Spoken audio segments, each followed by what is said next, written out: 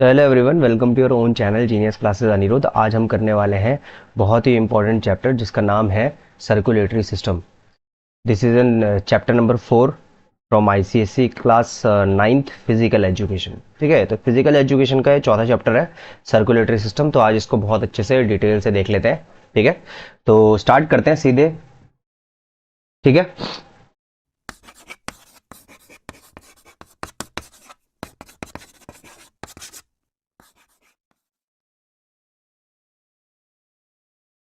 The system of a vessel the system of a vessel in animal's body that is transported essential substance to all the different part of the body is called circulatory system. And there are three main parts of human circulatory systems. These are, पहला है heart, दूसरा है blood, तीसरा है blood vessels. ठीक है, तो ये तीनों के तीनों हम बहुत ही अच्छे, जैसे कि हमें पता है हमें कि ह्यूमन बॉडी में या एनिमल बॉडी में ट्रांसपोर्ट सारे बॉडी में एसेंशियल चीज़ें जानी चाहिए, तो उसी को क्या कहते हैं, different part of the body, इसी को हम क्या बोलते हैं, सर्कुलेटरी सिस्टम।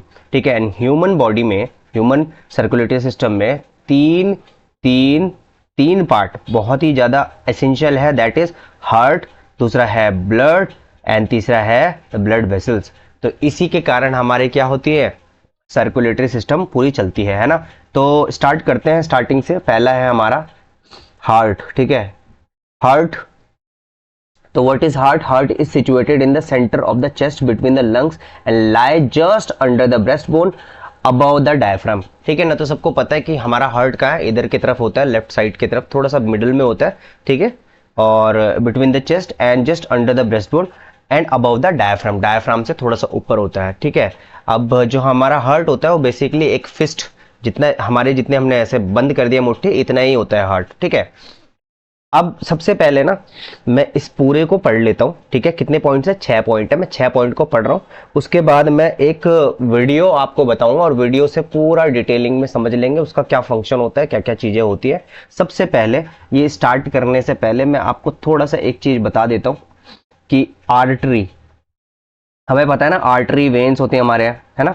तो आर्टरीज, फिर होते हैं हमारे वेन्स, और होता है कैपिलरीज। इसको समझने से पहले थोड़ा सा ये समझ लेते हैं आर्टरीज। आर्टरीज जो होती है हमारी, जो वो होती है, वो जो हार्ट पे आर्टरीज जो होती है, मैंने सिंपल सी बात बताई। देखो हमारे शरीर में क्या है ना, हमारे शरीर में क्या है ना, हार्ट है, ब्लड है और ब्लड वेसल्स है। इस पर्टिकुलर टॉपिक को लेके अगर मैं चल रहा हूं तो आर्टरी आपको पता है, इस पे हम लिखेंगे away from the heart.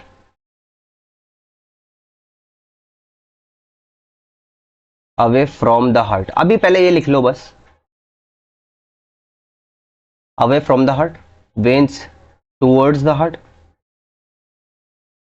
Towards the heart. भाई ये चीज आपको पता होनी चाहिए। ये कैपिलरीज तो अभी हम देखेंगे। तो आर्टरीज क्या होती है, away from the heart, and veins क्या होती है, टूवर्ड्स द हार्ट। अब ये अवे फ्रॉम द हार्ट क्या है, arteries away from the heart, जो भी ब्लड होता है, जो भी ऑक्सीजनेटेड ब्लड होगा, ऑक्सीजनेटेड ब्लड होगा, उसको हमें पूरे थ्रू आउट द बॉडी देगी आर्टरीज। और जो डीऑक्सीजनेटेड ब्लड होगा वो क्या करेगी, हार्ट की तरफ लेकर आएगी। तो यहां तक बस आपको इतना पता होना चाहिए, artery from away from the artery means away, veins towards the heart. ठीक है, तो यहां तक हमने इसको लिख लिया, मैं इसको मिटा देता हूं। ठीक है, एक और चीज जो कि बहुत इंपॉर्टेंट है कि हमारे हार्ट में ना 4 चैम्बर्स होते हैं। क्या बोला है मैंने, हमारे हार्ट में 4 चैम्बर्स होते हैं। सबसे पहले 4 चैम्बर हमें याद रखना है, 4 चैम्बर हमें याद रखना है। ये होगा हमारा right atrium, the right atrium. ठीक है, फिर हम करेंगे यहीं पे राइट एट्रियम। ठीक है, फिर हम करेंगे राइट वेंट्रिकल। 4 चैम्बर होते हैं, राइट एट्रियम, राइट वेंट्रिकल। ठीक है, फिर लेफ्ट एट्रियम। ठीक है, और right ventricle, sorry left ventricle, है ना, लेफ्ट वेंट्रिकल। अब यहां तक एक चीज बता दूं मैं आपको कि हमारे हार्ट में 4 चैम्बर्स होते हैं, right atrium, left atrium, right ventricle, left ventricle. यहां तक हमने एक बार चीज बहुत अच्छे से क्लियर करी है, ठीक है। हमने जब यहाँ पे बहुत अच्छे से एक चीज क्लियर कर दी है, तो मैं आपको एक और चीज बता दूं, एक और सिंपल सी चीज मैं आपको बता देता हूँ। हम्म, हमें हमें बस इतना याद रखना है, ठीक है, कि जो लेफ्ट वाला पार्ट है, लेफ्ट वाला पार्ट है, इसमें ऑक्सीजनेटेड ब्लड आता है। क्या बोला है मैंने?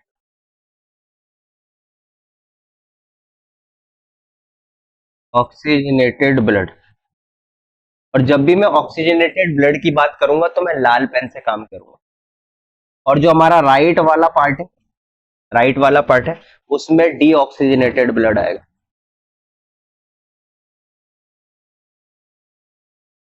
ठीक है, तो यहां तक मैंने इतना चीज बता दी। एक और चीज बहुत इंपॉर्टेंट है कि जो लेफ्ट वाला पार्ट है वो ज्यादा स्ट्रांग होता है, ठीक है, बस अभी इतनी याद रखनी है हमने। जो हमारा लेफ्ट पार्ट है वो ज्यादा स्ट्रांग होता है। वो क्यों स्ट्रांग होता है? वो इसलिए स्ट्रांग होता है क्योंकि वो पंप आउट करता है oxygenated blood through out the body. और डीऑक्सीजनेटेड, और जो राइट वाला साइड है वो क्या करता है, हमारे लंग्स से डीऑक्सीजनेटेड ब्लड लेके आता है, उसको पंप करके ऑक्सीजनेटेड में चेंज करता है। तो यहां तक अभी हमें इतनी चीज पता चल गई, ठीक है। तो मैं इसको छोटा कर लेता हूँ और वापस हम टॉपिक पे आते हैं, और फिर मैं जब एक वीडियो चलाऊंगा तो आपको बहुत अच्छे से समझ में आ जाएगा सारा ये ड्रामा, ठीक है। तो मैं वीडियो में भी आपको बताने वाला हूँ, तो मैं इसको प्लीज मिटा देता हूँ, ठीक है, इसको मैं मिटा देता हूँ ताकि आपको अच्छे से अभी मैं आगे ये सारी चीजें बताऊँ, ठीक है। तो ज्यादा इसमें घबराने वाली बात नहीं है, कुछ बड़ा इतना खतरनाक सा टॉपिक नहीं, ठीक है, बस थोड़ी सी चीजें हमें समझनी है, बाकी हम लोग कर लेंगे इसको अच्छे से, ठीक है। ठीक है, अब यहाँ पे आ जाते हैं वापस। इट हैज 4 चैम्बर्स, मैंने बताया, upper chambers and the left and right atrium and 2 lower chambers, left and right ventricles, ये हमने अभी आपको बता दिया था। फिर the chambers on the left are separated from those on the right by the spectrum and the blood flow between the top and the bottom chambers are blood flows from the bottom and top and bottom chambers are atria and ventricles is controlled by valves। अभी valves के बारे में सारी चीजें हम discuss करेंगे आगे, tension ना लेनी है। पहले मैं इसको पढ़ लेता हूँ, उसके बाद फिर मैं एक वीडियो से आपको सारा चीज बता क्लियर करा दूंगा। Left atrium receive oxygenated blood from the lungs through the pulmonary veins and the blood that flows into the left ventricle which pumps out into the body through aorta. The blood circulates through the body and it loses the oxygen, and deoxygenated blood eventually return to the heart via right atrium and ventricle to be pumped back to the lungs and reoxygenated. The left side of the heart is stronger than the right side because it pumps blood to the lungs and back, and while the left side pumps around the whole body। ठीक है, तो left side stronger होता है, ये मैंने आपको बता दिया था, ठीक है। तो यहां तक हमने अभी देख लिया। अभी मैं अब क्या करने वाला हूं, मैं एक वीडियो चलाऊंगा, ठीक है, एक वीडियो चला देते हैं। तो स्टार्ट कर देता हूं वीडियो, और वीडियो के माध्यम से मैं आपको पूरा चीजें डिस्कस डिटेल में क्लियर करने वाला हूं कि क्या क्या होता है और कैसे कैसे होता है, ठीक है। तो मैं स्टार्ट करूं। तो हम देख पा रहे हैं कि 4 हमारे बॉल्स है, right atrium, left atrium, right ventricle and left ventricle, ठीक है। और ये चीजें क्या है, ये है वॉल्व्स, ठीक है। ये हार्ट में वॉल्व्स होते हैं, 4 वॉल्व्स, ठीक है। इनका काम क्या होता है, ये एक ही जगह से ब्लड निकाल सकते हैं, मतलब अगर ब्लड वापस एक इस वॉल से निकला है तो वो वापस नहीं जाएगा, ठीक है, वन वे होता है, ठीक है। तो पार्ट्स ऑफ हार्ट हम अब देख लेते हैं।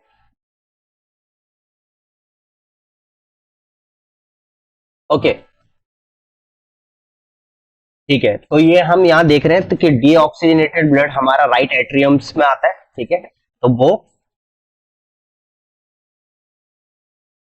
हम्म, तो ये वॉल्व से होते हुए नीचे जाएगा राइट वेंट्रिकल में, और फिर इस राइट वेंट्रिकल से डीऑक्सीजनेटेड ब्लड क्या थ्रू आउट द हमारे लंग्स में चल जाएगा, ठीक है।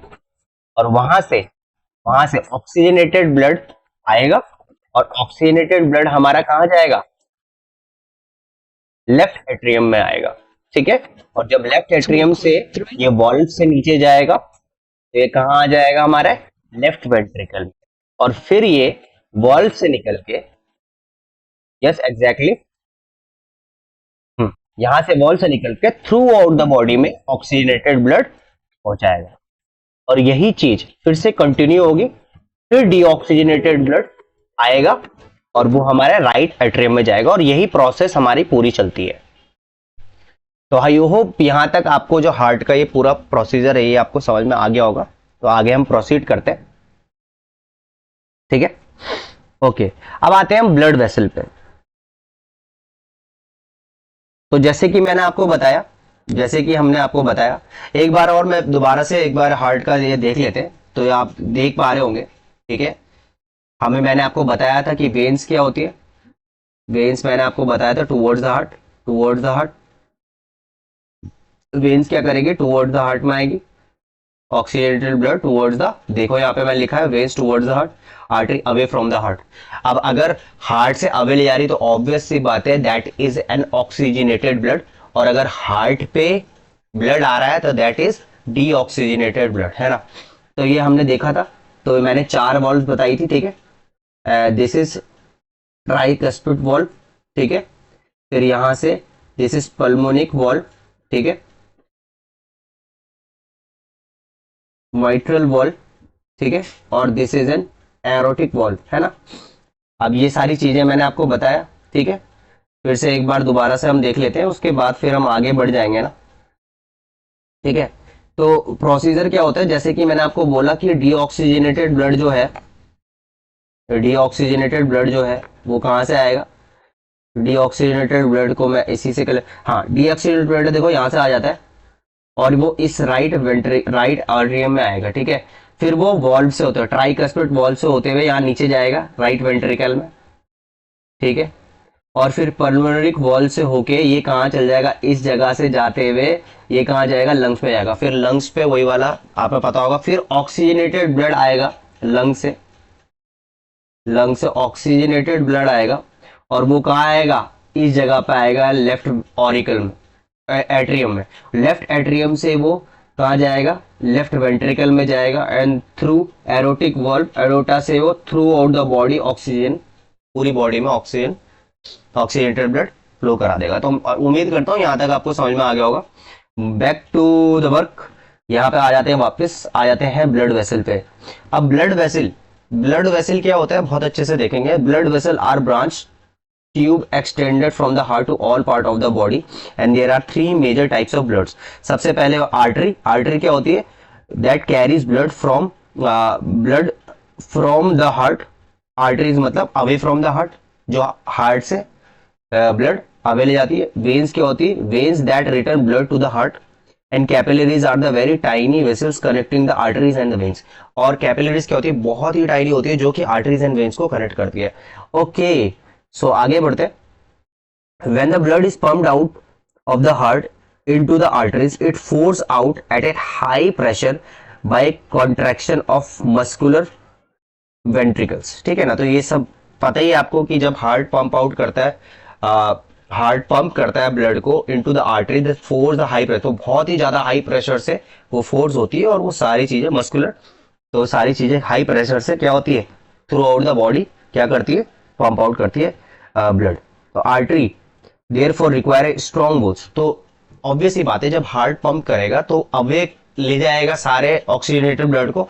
तो ऑब्वियस ही बात है, जब ये अवे ले जा रहा है सारे ऑक्सीजनेटेड ब्लड को पूरे थ्रू आउट द बॉडी, तो उनकी मसल्स ऑब्वियस ही बात है बहुत ही ज्यादा स्ट्रॉन्ग होने वाली, तो स्ट्रॉन्ग मसल्स होने वाली है ना, स्ट्रॉन्ग वॉल्स होने वाली, to with the pressure of the blood flowing through them. they have an elastic tissue in their wall that can stretch and recoil with the force of blood। तो जो arteries होती है उनकी बड़ी अच्छी property होती है, बड़ी स्ट्रॉन्ग वॉल्स होती है और इलास्टिक होती है, क्योंकि जब वो ब्लड जाता है थ्रू आउट द बॉडी तो बड़े फोर्स से जाता है, इसलिए क्या होती है उन पे इलास्टिक टिश्यूज होते हैं that can stretch and recoil, ठीक है। Okay, the wall form arteries also contain muscles, and these determine the amount of blood that can flow through them and the blood pressure, ठीक है ना। तो simple सी चीज है, आर्टरी एंड वेन का ये डायग्राम आपको दे रखा है, देखो यहाँ पे। तो ये आप देख पा रहे होंगे कि ल्यूमेन, यहाँ पे देखो वेन में ल्यूमेन क्या होता है, बड़ा मोटा सा होता है, थिक होता है ना, मोटा होता है। और यहाँ पे देखो आर्टरीज में क्या होता है, आर्टरीज, आर्टरीज में क्या होता है, 3 लेयर है, बेसमेंट मेम्ब्रेन है, फिर ट्यूकन इनर मोस्ट लेयर है, फिर आउटर मोस्ट लेयर है, और एक मिडल मोस्ट लेयर भी है, ठीक है ना। आर्टरीज की स्ट्रॉन्ग मसल्स होती है क्योंकि वो अवे फ्रॉम द हार्ट, और वेन्स जो है, जो भी ब्लड है वो कहाँ पे लेकर आ रहा है, हार्ट पे लेके आता है, ठीक है, वो हार्ट पे लेके आ रहा है, ठीक है ना। तो इस पे क्या होते हैं, वॉल्व्स भी होते हैं, देखिए। तो जो वेन्स होते हैं उसमें जो होते हैं वो वॉल्व्स होते हैं। वॉल्व क्या होते हैं, मैंने आपको बताया था, ऐसे वन वे पासेज, मतलब ब्लड यहां से अगर वापस जा रहा है, ठीक है, समझ पा रहे हो, तो ये वॉल्व होते हैं, ये चीज, ठीक है, ओके। तो एक ही वन वे पैसेज होता है ना इनका, वो वापस नहीं आ सकता। एज द ब्लड ट्रेवल्स, देख लेते हैं, as the blood travels through the body the artery divide into smaller and smaller vessels and these are capillaries, है ना, capillaries, since their function is to take food and minerals throughout the body and remove the waste product and allow the passage of substance through them, ठीक है। तो ये बहुत ही important है। Capillaries क्या होती है, artery divided into smaller and smaller vessels, these are called capillaries, since the functions to take food, oxygen, बहुत सारे functions होते हैं, food, oxygen, है ना, और बहुत सारी चीजें इनको करनी पड़ती है। As the blood continues its passage around the body, capillaries merges against from the veins throughout which the blood is returned to the heart, ठीक है। तो similarly as the blood contains its passage around the body, capillary emerges again and form veins throughout which it returns to the heart। तो ये क्या कह रहा है, simple सी बात, ये जो आप देख पा रहे हो, ठीक है। by the time the blood reaches the vein its pressure has gradually reduced and flow is much lower, ठीक है। तो बोल रहा है कि क्या कह रहा है, as a time reaches the veins, उसका जो प्रेशर होता है वो रिड्यूस हो जाता है और वो बहुत इजीली, स्लोली, स्मूथली फ्लो कर सकती है, मच लोअर रेट से। As the wall of the vein therefore is not needed to be thick और इलास्टिक एज एन आर्टरी, ठीक है। तो जो वेन्स होती है, veins therefore is not need to be thick, तो वेन्स जो होती है वो थिक नहीं होती और इलास्टिक नहीं होती, जैसे कि आर्टरी में हमने देखा। बहुत ही इंपॉर्टेंट डायग्राम है आर्टरी एंड वेन का, ये बहुत इंपॉर्टेंट है और ये हमेशा आपके एग्जामिनेशंस में आता जरूर है। तो एक बार देख लेते हैं। तो आर्टरी एंड वेन्स को देखने से पहले एक बार मैं बता देता हूं आपको कि आर्टरी एंड वेन्स का बहुत ही इंपॉर्टेंट रोल है ना, ठीक है। और वो हम अभी आगे बहुत अच्छे से, अभी मैं आपको ये एक डायग्राम में बता दूंगा कि आर्टरीज एंड वेन्स, तो आप देख पा रहे होंगे पूरा स्केलेटन सिस्टम। तो स्केलेटन सिस्टम में आप देख पा रहे हो आर्टरी एंड वेन्स का, जो हमने अभी देखा था, अभी हमने जो हार्ट वाले में देखा था, तो उसमें बहुत अच्छे से दिखाया गया है आर्टरी एंड वेन्स का स्ट्रक्चर, ठीक है। तो आर्टरी क्या है, carry away from the heart, ठीक है, ब्लड को, आर्टरी मतलब away from the heart, veins मतलब ब्रिंग टूवर्ड्स द हार्ट, ठीक है ना, यहाँ तक क्लियर है। Carry blood into organ and carry blood away from the organ, ठीक है। Progressively branch and decrease in size, progressively increase in side unit and branched होती है, ब्रांच मतलब हर जगह पे फैली हुई रहती है, और प्रोग्रेसिवली यूनिट मतलब यूनाइट मतलब एक साथ रहती है, और इंक्रीज इन साइज, ठीक है ना। फिर smallest artery break into arterioles, smallest artery जो होती है वो आर्टरियोल्स में कन्वर्ट हो जाती है, स्मॉलर वेन्स जो होती है वो वेंट्रियोल्स में हो जाती है, ठीक है। आर्टरी का थिक होता है और मोर मस्कुलर वॉल होती है, थिक होती है, मोटी होती है, और जो वेन्स होती है वो थिन होती है और लेस मस्कुलर वॉल होती है। Walls are elastic, artery elastic walls होती है, और यहाँ पे नॉन इलास्टिक वेन्स जो होती है वो नॉन इलास्टिक होती है। Have narrow lumen and have wider lumen, narrow मतलब छोटा ल्यूमन होता है, ल्यूमन मतलब अंदर एक लेयर, देखो मैंने आपको बताई थी ये वाली चीज, ये चीज, ये ल्यूमन, देखो इसका ल्यूमन जो होता है वो मैंने आपको बताया, ये वाला ल्यूमन देखिए, ये देखो वेन्स का ल्यूमन ज्यादा है, सिमिलरली आर्टरीज का कम है। तो यहाँ पे हम वापस आए थे, तो वेन्स का ल्यूमन वाइडर है और आर्टरीज का नैरो है, ठीक है। Have no walls in their inner lining, arteries में कोई भी वॉल्व नहीं होती, सिमिलरली वेन्स में वॉल्व्स होती है इन द इनर लाइनिंग, मैंने आपको बताया था वेन्स में। They do not collapse when empty and collapse when empty, ठीक है। तो यहाँ पर आर्टरी में ये कोलैप्स नहीं होती जब खाली होती है, वेन्स में कोलैप्स हो जाती है वेन जब खाली होती है ना। तो कैरी ऑक्सीजनेटेड ब्लड, सिंपल सी बात है, accept pulmonary artery, and carry deoxygenated blood accept pulmonary vein, blood flow with a jerk and under the great pressure. अब ऑब्वियस सी बात है, artery away from the heart, जैसे ही पंप करता है heart तो तुरंत से बाहर वो क्या करता है, जर्क के साथ, ग्रेट प्रेशर के साथ भेजता है, ठीक है। इसलिए हमें पता है कि वो हमारी जो आर्टरी होती है वो इलास्टिक होती है, बहुत सारी चीजें। और blood flow continuously with less pressure, ठीक है ना, लेस प्रेशर के साथ वेन्स में वो होता है। फिर usually place deeply and usually place superficially, है ना। तो ये हम देख पा रहे हैं। अब आ जाते हैं हमारा हार्ट रेट पे। ओके, सो हार्ट रेट क्या होता है? सिंपल सी मैकेनिज्म, इसमें ज्यादा रॉकेट साइंस नहीं है। Heart rate is a speed of heart beat measure by the number of contraction of heart per minute, है ना, बीट पर मिनट। तो हार्ट रेट क्या होता है? It is speed of heart major by the number of contraction, कितना contract कर रहा है, एक दो तीन, इसको क्या बोलते हैं? Heart rate, HR। And heart rate can vary according to the body physique needs.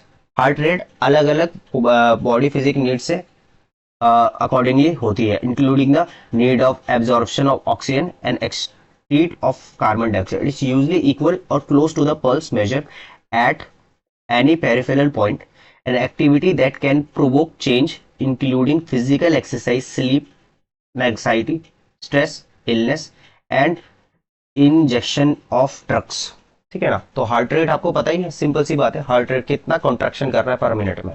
फिर आता है stroke volume.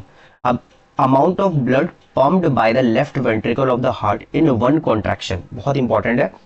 The amount of blood pumped by the left ventricle of a heart in one contraction. The stroke volume is not all the blood contained in the left ventricle.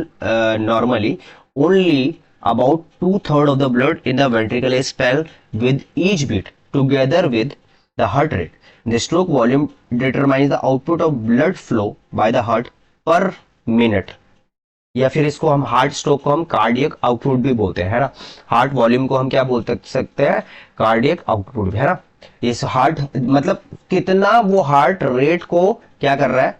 Determines the output of blood by the heart per minute, इसको हम cardiac output बोलेंगे, ठीक है। अब यहाँ पे देखो cardiac output CO भी आ गया। Cardiac output is the amount of blood the heart pumps from each ventricle पर minute.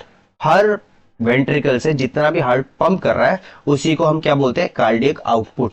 And it is usually expressed in litres पर मिनट, है ना, लीटर्स पर मिनट। तो इसका एक रिलेशन होता है CO, कार्डियक आउटपुट का होता है HR इंटू SV। तो कार्डियक आउटपुट होता है heart rate into stroke volumes. तो ये बहुत ही अच्छा एफिशिएंसी, मतलब जब बहुत एक्सट्रीम स्पोर्ट्स होते हैं ना, वहां पे बहुत काम आता है। यहाँ वहां पे एफिशिएंसी निकालने के लिए भाई किसी भी प्लेयर की अच्छी एफिशिएंसी कैसे है, तो वो निकालने के लिए ये कुछ एक्सपेरिमेंट्स होते हैं ताकि हमें और अच्छे से समझ पाए। तो change either HR and SV can alter CO, ठीक है। The normal value of resting healthy individual would approximately 5 to 8 liters, and undergoing surgery or a critical illness situation may require higher or normal, and it may more appropriate to aim the optional rather than carbon dioxide. The relationship between cardiac output and stroke volume and heart rate. तो simple सी बात है, मैंने आपको बताया था cardio output जो होता है वो stroke volume into heart rate होता है, तो इसमें इतना वो करने वाली बात नहीं है, ठीक है। आगे बढ़ते हैं। फिर आता है mechanism of blood circulation. Mechanism of blood circulation कैसे होता है? तो हमने ऊपर मैंने बताया था आपको, है ना, कि वो कैसे हार्ट से, कैसे वो लंग से फिर वो हार्ट में आता है, सो सारी चीजें हैं। तो heart is a muscular organ which is the big as the first because of both oxygen and carbon dioxide have transported by the blood, and the heart has a different chambers to prevent the oxygenated rich blood and mixing with the blood contain carbon dioxide, and the carbon dioxide rich blood has to reach the lungs for the carbon dioxide to be removed, and oxygenated blood from the lungs has to brought back to the heart, and this oxygen rich blood is pump to the rest of the body. तो ये मैंने आपको बताया था blood circulation कैसे होता है, ठीक है, ये हमने अभी वीडियो में देखा। आगे बढ़ते हैं। तो blood circulation start when the heart relax between the two heart beat and blood flows from the arteria, the upper two chambers of the heart into the ventricles of the lower two chambers, and which when expand, and this phase is called injection period. Injection period बहुत important है, इसको मैं mark कर लेता हूँ कि आ जाता है। इंजेक्शन पीरियड क्या होता है ना, तो मैंने आपको क्या बताया कि blood circulation start when the heart relax between the two heart beat and blood flows from आर्टिया the upper two chambers of the heart into the ventricles of the lower two chambers and which then expand. This phase is called an injection period. इसी को क्या बोलते हैं? injection period. This is when both the ventricle pump the blood into the large arteries. ठीक है, ठीक है. फिर इन systematic circulation the left ventricle pump oxygenated rich blood into the main artery. Systematic circulation क्या होता है कि जब लेफ्ट वेंट्रिकल पंप करता है ऑक्सीजनेटेड ब्लड और टू एरोटा, और एरोटा से सारी बॉडी पे क्या हो जाता है? ऑक्सीजनेटेड ब्लड ट्रांसफर हो जाता है ना. Okay, the blood transfer from the main artery to large and smaller arteries and this is known as capillary networks. ठीक है, तो जो ब्लड ट्रेवल होता है main artery to the large and smaller arteries, और इसी को क्या बोलते हैं हम? Capillary networks. वो आगे मैं आपको बताऊंगा. There are the blood release oxygen, nutrients and other important substance and take on carbon dioxide and weak substance. ठीक है, तो ये चीज हमने देख ली है. फिर आते हैं the blood which is low in oxygen is now collected in veins and travel to the right atrium and to the right ventricle. अब वही वाली बात है कि जिसका लो ऑक्सीजन होता है, मतलब डीऑक्सीजनेटेड ब्लड जो होता है, वो क्या करता है? राइट एट्रियम से इनटू द राइट वेंट्रिकल में जाता है. Now pulmonary circulation starts and the right ventricle pumps the blood and carry the little oxygen of pulmonary artery which branch of the small arteries and capillaries. तो ये सारी चीज ना मैंने आपको बताया है, ये सारी चीज हमने अभी डिस्कशन कर ली है. किसमें? जो मैंने आपको डायग्राम वो वीडियो बताई थी उसी में वो सारी चीज हमने डिस्कस कर ली है. फिर भी आप ये सारी चीजें पढ़ लेना, बहुत इंपॉर्टेंट है. Next heart beat start a new cycle of systematic circulation and in this way the double circulation twice the body completes one cycle and this is the double circulation. ठीक है, तो एक बार दोबारा से देखते हैं. capillaries fine network around the pulmonary vessel gap like sac and end in the airways. Here the carbon dioxide released from the blood into air contained in the pulmonary and fresh oxygen enters the bloodstream. When we breathe out, the carbon dioxide leave our body. The oxygenated rich blood travel through the pulmonary veins and left atrium into the left ventricle. और यही process बार बार होता है, उसी को हम क्या बोलते हैं? Double circulation. सिंपल सी बात. अब आते हैं मोस्ट इंपॉर्टेंट, द ब्लड. अब ये ब्लड बहुत इंपॉर्टेंट है हमारे शरीर के लिए, आपको पता ही है. ठीक है ना, तो पढ़ते हैं इसको. The blood is a red coloured thick fluid, bright red when taken from the arteries and dark red when taken from the veins. बहुत बढ़िया. Red when taken from artery and dark red when taken from the veins. It is an alkaline in nature, salty in taste, viscous and heavier, thicker than water. An average adult contains 5 to 6 liters of blood in this body. It forms nearly 8% of body weight in the human being, and it always circulation from heart to the arteries and back towards the veins. ठीक है, ये diagram आप देख पा रहे होंगे.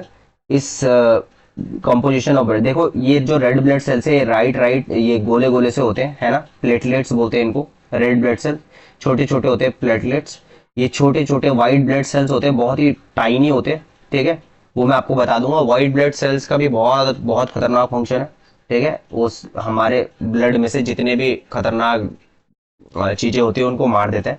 ठीक है, तो देखो इस ब्लड में 55% प्लाज्मा होता है एंड 45% ऑफ सेल्स होते हैं, है ना. तो हम यहाँ पे देखेंगे composition of blood.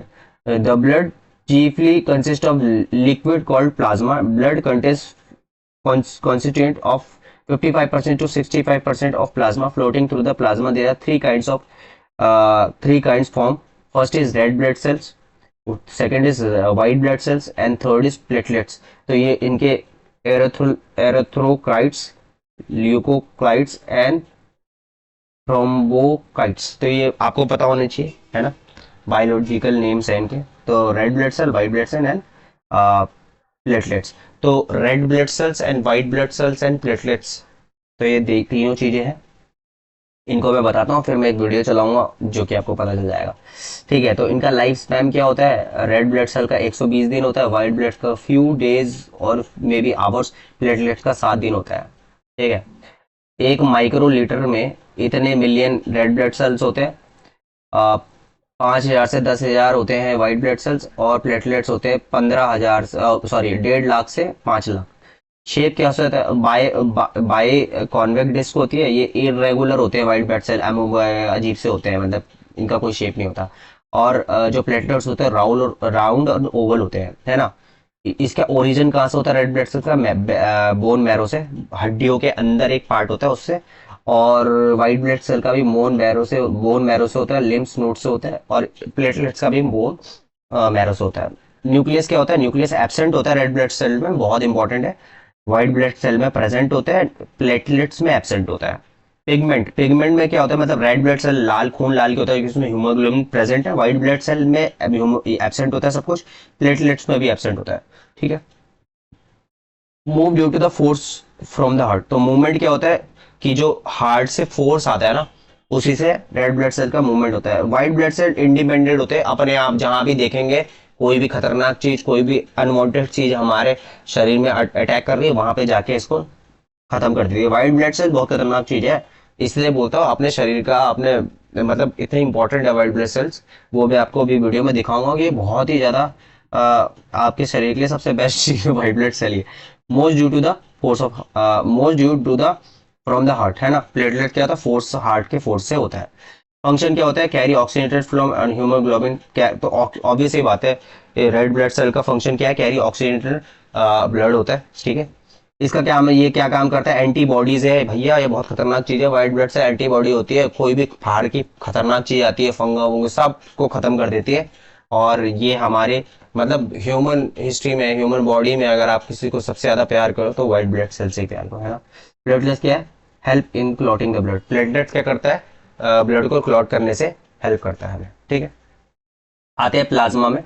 It is a fluid part of the body and consist of इतने से इतना 55 से 60% of the blood. It is little yellow colour and एल्काइन इन नेचर, ठीक है। Composition of plasma is as follows, water में 90 से 92%, protein 7 से 8% होता है, ठीक है। Inorganic salt, plasma contain 1% of inorganic salt like sodium, chlorine, है ना, bicarbonate. Function of plasma, plasma का क्या फंक्शन होता है, one of the most important functions of plasma is to transport nutrition throughout the body. तो nutrition को पूरी body में ये पहुंचाती है। In addition of transport nutrition in plasma, transport waste product, uric acid, creatinine, ammonium salt from the cell of the body to the kidney, है ना। फिर आता है plasma carries salt into electrolyte throughout the body, and these include sodium, calcium, bicarbonate, important in many bodily functions. Thus in this way maintains the electoral balance of the blood, ठीक है। तो ये हमारा काम है प्लाज्मा का। फिर आते हैं रेड ब्लड सेल का क्या काम है, red blood cells also carry oxygen to the body tissues and carbon dioxide. Red blood cell has a flat disc shape, ठीक है। फ्लैट डिश शेप होती है इसकी, मैं बना देता हूँ, ऐसे करके होती है, ऐसे गोल से होती है, फ्लैट डिश होती है ऐसे, बिल्कुल बढ़िया सी, अभी बताऊंगा मैं आपको, कोई दिक्कत नहीं। It is thinner in the mid end, thinner होती है मिड से, it is thinner in the middle than at the edges somewhere like a ring donut without the hole. The red bloods consist of many human globins and oxidator carry protein, and that gives the thin color. This color also contain chemical, particularly enzyme enable the to carry out the necessary chemical process efficiently, and a flexible membrane surrounded each red blood cells. The membrane is so flexible that the cell can squeeze through a tiniest blood vessels, ठीक है। Most kind the cell have nucleus, central structure that controls many cell activity, but mature red blood cells have no nucleus. तो mature red blood cells में कोई भी nucleus नहीं होता, ठीक है। ओके, तो white blood cells, ठीक है। white blood cells क्या होता है, white blood cells is called the leukocytes and fight infectious and harmful substances that invade the body, and most of the cells around the colorless. They have several size and nuclear different shapes. Some kinds of white blood cells kill bacteria by surrounding in the digesting them, and other kind of white blood cell produce antibodies and protein that destroy bacteria, virus and other invader that may may them begin. तो simple सी बात है, जो हमारा white blood cells होता है, मैंने आपको बताया कि व्हाइट ब्लड सेल्स बहुत ही कमाल की चीज होती है हमारे ब्लड के अंदर, जो कि क्या होती है, अलग से अमीबा शेप होता है, और जो भी अनवांटेड चीजें आती है, इन्फेक्शन कोई भी, तो उसके पास जाके उसको डिस्ट्रॉय कर देता है। तो इसका काम यही है, ठीक है। प्लेटलेट्स भी बहुत इंपॉर्टेंट होते हैं, ये हमारे ब्लड क्लॉट में काम आते हैं। तो platelets is a dish like structure, stop bleeding and they have the smallest and form element elements. If the blood vessel is cut and platelets stick to the edges of edges of the cut and one another, forming the plug, and they then release chemical, then react fibrillary and certain other plasma protein, leading to the formation of blood clot। ठीक है, तो ये चीज हमने अभी अभी हमने देखी। अब ये सारी चीजें, फंक्शन ऑफ ब्लड क्या होता है, ये तुमने सारी चीजें बताई कि क्या करता है, transport, digestion, simplify the food to other organs and tissues, ठीक है। Transport oxygen to lungs to the tissues, RBCs combination with the hemoglobin, it helps to dispose the carbon dioxide through the tissues, and it removes excreted product to the tissues to the kidney. It distribute hormones secreted by the special gland endocrine into the blood. It distributes vitamin. It helps in regulating the blood temperature by distributing heat. It helps to regulate the water balance. It clot whether there is a cut in the blood vessel, and clot not prevent the further loss of the blood, but also prevent the entering the germs. It provides the protection of foreign organism. It produces antioxidant antibodies which neutralize the poisonous substance or kill the germs. It helps to limit the formation. तो ये सारी चीजें हमने अभी देखी, ठीक है। फिर आ जाते हैं हमारे ब्लड ग्रुप्स में, ठीक है। बहुत इंपॉर्टेंट है, सभी को पता है ब्लड ग्रुप आपका क्या होगा, मेरा क्या होगा, है ना। सबको अपना अपना ब्लड ग्रुप पता होता है, किसी को नहीं पता कोई बात नहीं, बहुत ईजी होता है इसको पता करना, ठीक है। Sometime it becomes necessary to inject the blood into the body of a patient undergoing surgical operations और blood loss blood in the accident, this is called the blood transfusion, है ना। तो आपने देखा होगा कि कभी कभी किसी का एक्सीडेंट हो जाता है, तो या कुछ कमी हो जाती है ब्लड में, तो बोलता है कि भाई हमें ये बंदे का खून चाहिए, ए पॉजिटिव या बी पॉजिटिव। तो ऐसे ही हम किसी को भी किसी का खून नहीं दे सकते, उसको देने के लिए भी प्रोसेस होता है ना। तो वो प्रोसेस क्या होता है वो मैं आपको अभी बताता हूँ, ठीक है। ऐसे ही हम किसी को भी किसी का खून नहीं दे सकते, ठीक है। तो ओके, तो ये हमें ब्लड ग्रुप होते हैं, जैसे ए होता है, बी होता है, ए बी होता है, ओ होता है ना। तो पॉजिटिव होता है, नेगेटिव होता है, ठीक है। तो ये सारी चीजें हैं, मैं आपको बता दूंगा कि किसको हम क्या क्या दे सकते हैं। Type O negative bond does not have any antigen, it's called universal donor, and type because it's comparable with any blood type. Type A B positive is called universal acceptant, है ना, रिसेप्टेंट, और यूनिवर्सल रिसेप्टेंट है ना। मतलब क्या है, simple सी बात है, अगर ए बी पॉजिटिव, देखो मैं बता देता हूं, ए बी पॉजिटिव वाला ना किसी से भी खून ले सकता है, ठीक है। वो क्या होता है, यूनिवर्सल रिसेप्टर होता है। और ओ, ठीक है, ओ नेगेटिव जो होता है वो यूनिवर्सल डोनर होता है, वो किसी को भी ब्लड दे सकता है, ठीक है। तो एक चार्ट मैं आपको बता देता हूं, यहाँ पे मैं चार्ट बना रहा हूं, यहाँ पे चार्ट दिखा दो भाई फटाफट, ठीक है। तो ये चार्ट जैसे देखोगे आप, तो आप यहाँ पे देख पा रहे होंगे, इस चार्ट में देखेंगे आप तो आपको दिख पा रहा होगा कि ब्लड टाइप ए पॉजिटिव जो है वो ए पॉजिटिव और ए बी पॉजिटिव को दे सकता है, ठीक है। और ठीक है, और ए पॉजिटिव किस किस से खून रिसीव कर सकता है, देख लो आप यहाँ पे चार्ट में दिख रहा है, A positive, A negative, O positive, O negative, ठीक है। फिर सिमिलरली आ जाते हैं ओ पॉजिटिव पे, सेकंड वाले पे। सेकंड वाले में देखो ओ पॉजिटिव किस किस को खून दे सकता है, ठीक है। तो ओ पॉजिटिव दे सकता है ओ पॉजिटिव को, ए पॉजिटिव को, बी पॉजिटिव को, और हमारा ए बी पॉजिटिव में। और किससे खून ले सकता है, ओ पॉजिटिव, ओ नेगेटिव से। फिर बी पॉजिटिव में आते हैं, बी पॉजिटिव किस किस को दे सकता है, बी पॉजिटिव को, ए बी पॉजिटिव को। और किससे ले सकता है, बी पॉजिटिव से ले सकता है, बी नेगेटिव से ले सकता है, ओ नेगेटिव से ले सकता है, ओ पॉजिटिव से ले सकता है। अच्छा ए बी पॉजिटिव किसको दे सकता है? ए बी पॉजिटिव सिर्फ ए बी पॉजिटिव को ही दे सकता है। और किससे ले सकता है? सबसे ले सकता है, क्योंकि वो यूनिवर्सल क्या है, मैंने अभी आपको बताया, वो क्या है? यूनिवर्सल रिसेप्टर है, ठीक है ना। फिर ए नेगेटिव किस किस को दे सकता है? ए पॉजिटिव को, ए नेगेटिव को, A B positive, A B negative. और किसे ले सकता है? ए नेगेटिव और ओ नेगेटिव से। अच्छा ओ नेगेटिव किस किस से ले सकता है? एवरीवन से ये ले सकता है खून। और किसको दे सकता है?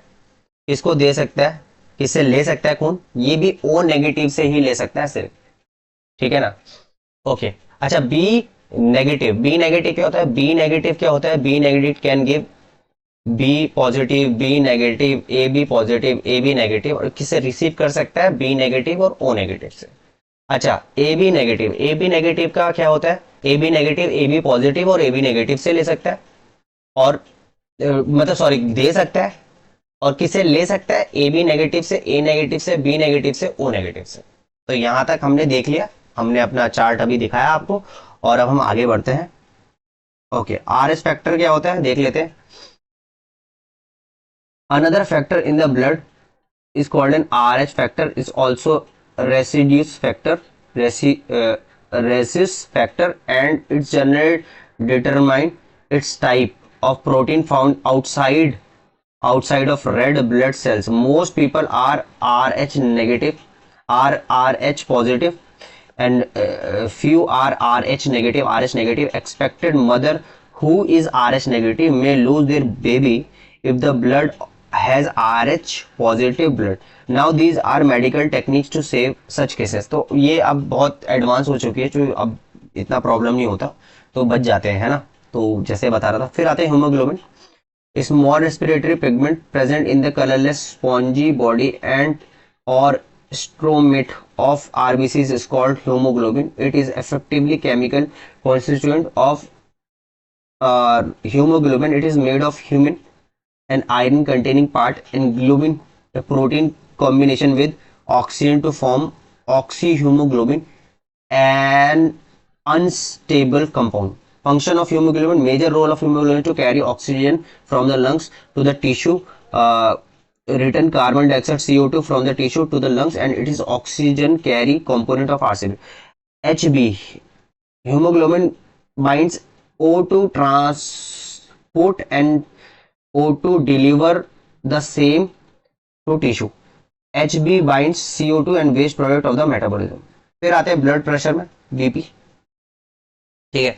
अच्छा ये चीज सब देखने से पहले अभी मैं आपको बता देता हूं, तो ये सारी चीजें आ जाते हैं हम आगे। Blood pressure is the pressure of circulating body, circulating blood on the wall of the blood vessel, usually without the further specification. Blood pressure usually refers to the pressure large artery of a systematic circulation. Blood pressure is usually expressed in terms of systolic pressure maximum during one heartbeat over diastolic pressure the minimum between the two heartbeat, ठीक है, and the measure in millimeters of mercury the surrounding of atmospheric pressure, ठीक है। तो ये blood pressure आपको पता है, BP कैसे नापा जाता है, ये सारी चीजें है ना। फिर मोस्ट इंपॉर्टेंट है the difference between systolic and diastolic blood pressure. अब देख लेते हैं systolic and diastolic blood pressure में क्या अंतर होता है, ठीक है।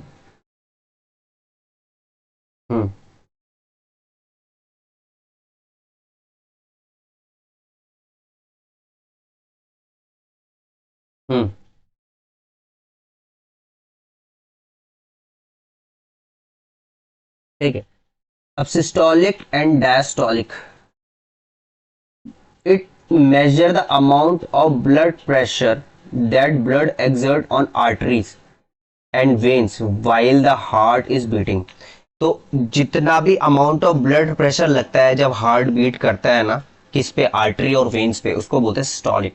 डिस्टोलिक क्या होता है? डायस्टोलिक क्या होता है? It is pressure when pressure that is exerted on the wall of various arteries. अब जो प्रेशर लगता है आर्टरीज के वॉल्स पे around the body in between the heart and when the heart is relax is a diastolic pressure. ठीक है ना. ठीक है. सिस्टोलिक प्रेशर में 90 से 120 mmHg एडल्ट के लिए होता है. ठीक है.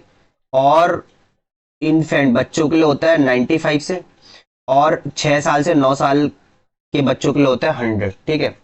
सिमिलरली डायस्टोलिक में क्या होता है 60 to 80 होता है एडल्ट्स के लिए, 65 तो होता है इन्फेंट्स के लिए बच्चों के लिए, और 65 होता है 6 से 9 ईयर्स के बालकों के लिए बच्चों के लिए. Importance with age. As the person's age increases, so does the importance of their systolic blood pressure measurement. Diastolic read particularly important in minor monitoring the blood pressure in the younger individuals. ठीक है. Blood pressure. अब systolic represent the maximum pressure exerted on the arteries. Systolic क्या होता है maximum pressure arteries में pressure exert के लिए, और diastolic represent the minimum pressure on arteries. तो डायस्टोलिक क्या होता है diastolic represent the minimum pressure in the arteries. फिर सिस्टोलिक क्या होता है जब लेफ्ट वेंट्रिकल कॉन्ट्रैक्ट होता है, और यहाँ पे क्या होता है फिल विद ब्लड. जब ये क्या होता है वेंट्रिकल ऑफ अ हार्ट, जब वेंट्रिकल में लेफ्ट वेंट्रिकल कॉन्ट्रैक्ट करता है. और डायस्टोलिक में क्या होता है जब पूरा जो हमारा वेंट्रिकल ऑफ हार्ट होता है पूरा ब्लड से भर जाता है. ठीक है. ब्लड वेसल क्या होता है कॉन्ट्रैक्ट होता है सिस्टोलिक में, और ब्लड वेसल डायस्टोलिक में रिलैक्स होता है. ठीक है. फिर blood pressure reading. High number of systolic pressure होता है, फिर लो नंबर ऑफ डिस्टोलिक प्रेशर होता है. ठीक है. अब आते हैं बेनिफिट्स ऑफ एक्सरसाइज. अब ये देखो, ये तो हर डॉक्टर बोलता है आपको करने से, है ना. हर डॉक्टर बोलता है भाई क्या करना चाहिए डॉक्टर साहब, आजकल तबीयत ठीक नहीं लग रही है, ब्लड प्रेशर हाई है, तो डॉक्टर सीधे रिकमेंड करता है भैया सुबह वॉक करने जाओ. तो एक्सरसाइज से बढ़िया तो कुछ है ही नहीं. तो increase the size of heart. सबसे पहले जब हम एक्सरसाइज करते हैं तो उसमें क्या होता है हमारा हार्ट का साइज इंक्रीज होता है, और हार्ट का अगर रेगुलर साइज हल्का सा इंक्रीज होता है तो वो क्या होता है रेगुलर, तो क्या करता है बहुत अच्छे से पंप करेगा, हर चीज तरीके से करेगा. With regular exercise hypertrophic the heart takes place which affect these increase in the stroke volumes and cardiac output. तो मतलब क्या करेगा स्ट्रोक वॉल्यूम बढ़ जाएगा, कार्डियक आउटपुट अच्छा हो जाएगा. Resting pulse rate increase. तो रेस्टिंग पल्स रेट भी हमारी इंक्रीज होगी. With the increase stroke volume the vestal heart rate decreases and the resting time increases. Reduction in the heart related problems. तो exercise करोगे cholesterol कम हो जाएगा. Regular exercise decrease the cholesterol level in the blood, therefore there is a less chance of heart attack and their cardiac problems. Improvement of cardiac vascular system. The regular exercise result in the building of new capillaries, so more oxygen can be delivered, and regular exercise also increase the red blood cell count, and thus great amount of oxygen can be transported through the body. In the way exercise improve the cardiovascular system. Increase in the hemoglobin content. The regular training increases the hemoglobin content in the blood, and these result in the increase of oxygen content in the blood. Fast recovery to the normal pulse after physical activity. The pulse or the heart rate returns to the normal and fast after exercise. ठीक है. फिर आते हैं the faster adoption of working load. In the trained person, the heart can adapt to the working load quickly, and quickly adjustment of heart according to the body requirements. Decrease in the blood viscosity. The viscosity of the blood decreases due to the circulation of blood. ठीक है.